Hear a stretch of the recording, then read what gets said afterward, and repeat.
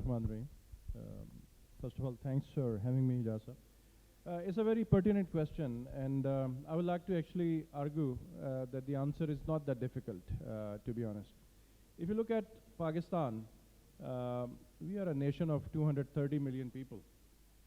So our strength, which we say is our demographic dividend, our population, and especially the youth, right? When it's a unique combination, I think we're quite blessed that we are not one of those countries where there is an aging population. It's a young country. At least 100 million of us are very young. If you look at the correlation of population with the global or GDP of any country, it's quite obvious कि population का growth के साथ या GDP के size के साथ एक direct ताल्लुक है. दुनिया के 5 बड़े ममालिक जिन्होंने पाकिस्तान आबादी के लिहाज से 5वें नंबर पे है, जिसमें अमेरिका है, चाइना, इंडिया, ब्राज़ील, इन सब की GDP काफ़ी हमारे निस्बत ज़्यादा है. और अगर आप ग्लोबल GDP की बात करते हैं तो ये 5 ममालिक कंट्रीब्यूट करते हैं 40% of global GDP. So you cannot deny कि population has no role with the size of the economy. But unfortunately, when it comes to Pakistan, हम ज़रूर 5वें नंबर पे हैं, but हमारी GDP contribution, global GDP के is only 0.4%. So that's where we are really lagging. So जो हमारा population का advantage है, वो हमने बिल्कुल use नहीं किया. और अभी मेरे से पहले फहद भी बता रहे थे, दूसरा aspect productivity. जो पॉपुलेशन है हमारी, और उसमें कई वजूहात हैं. एक I'll argue के एक तो बहुत बड़ी और ऑब्वियस रीज़न ये है कि हमारी जो फीमेल पॉपुलेशन है, जो 51% है आबादी की, उनकी economic contribution is only 18%. So we have not really leverage half of our population actually towards economic development. When we compare with some other countries, especially मुझे इत्फाक हुआ फार ईस्ट में रहने का, जिसमें थाईलैंड, फिलीपींस में मैं काफ़ी डीपली मैंने स्टडी भी किया.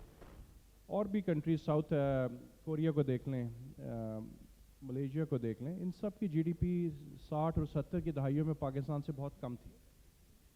बट आज वो हमसे बहुत आगे हैं. बांग्लादेश इज़ अनदर एग्जाम्पल, जहाँ पर जो उनकी गारमेंट इंडस्ट्री है, जो कि आज सबसे बड़ी एक्सपोर्ट कंट्रीब्यूटर है, उसमें 40% वुमेन कंट्रीब्यूशन होता था, जो आज बढ़ के तकरीबन 80% पे आ गया. So I think there are some fundamental obvious things which we are missing. उसके साथ साथ अच्छा अब ये सवाल पैदा होता है कि क्या ये 0.4% ऑफ ग्लोबल GDP का जो हमारी कंट्रीब्यूशन है, इसको क्या हम 2x डबल कर सकते हैं कि नहीं? और मेरे ख्याल में ये डबल करना बहुत नामुमकिन नहीं है. अगर हम अपनी प्रोडक्टिविटी बेहतर कर लें, अगर हम अपने नौजवानों को स्किल्ड कर दें. आज हम क्योंकि टेक्नोलॉजी कंपनी है, हम टेलीनॉर में बहुत से लोगों का हायर भी करते हैं. जब हम इंटरव्यूज़ करते हैं लोगों के, हम 25,000 बच्चों को प्रोड्यूस करें IT की फील्ड में सिर्फ हर साल ग्रेजुएट से. ये इनमें से 10% के करीब एम्प्लॉयबल हैं सिर्फ. आप खींच के उसको 15% पे ले जाएंगे, 20 पे ले जाएंगे. 80% बच्चे जो वो एम्प्लॉयबल ही नहीं है, जिनको स्किल्स ही नहीं पता कि मार्केट में किस चीज़ की डिमांड है. We missing on a big opportunity. World economic forum के मुताबिक दुनिया की जो अगले 8 से 10 सालों में नई वेल्थ जनरेट होगी पूरी दुनिया में, more than 50% will be at the back of technology.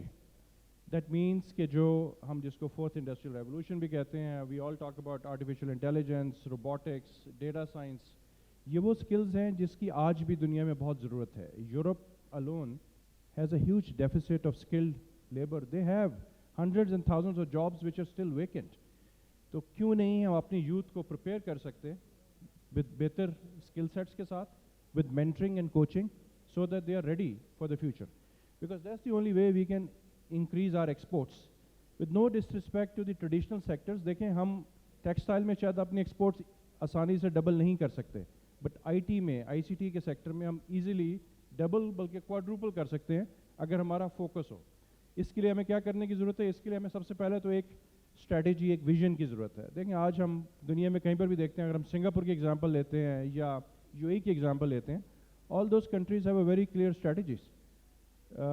UAE के अंदर आज आपको मिनिस्टर फॉर इनोवेशन मिलेंगे, जो और मिलेंगी इनफैक्ट खातून है, जो कि गवर्नमेंट में हाईएस्ट लेवल पे बैठ के दे पुशिंग एंड मेकिंग श्योर कि इनोवेशन जो है वो उसके ऊपर इम्प्लीमेंटेशन हो रही है. और सऊदी में आप जाते हैं उम्रा करने के लिए, तो आप देखते हैं विजन 2030 के बोर्ड्स लगे हुए हैं हर जगह पे. They are driving the whole society actually towards more, less dependency on oil, but more dependency on knowledge economy, on innovation. So सबसे पहले तो हमें vision की ज़रूरत है, एक अपने strategic goals करने की ज़रूरत है, and then we need to all work together because ये खाली government का काम नहीं है. We have to come together, जिसमें private sector है, corporations हैं, academic institutions हैं, development sectors हैं.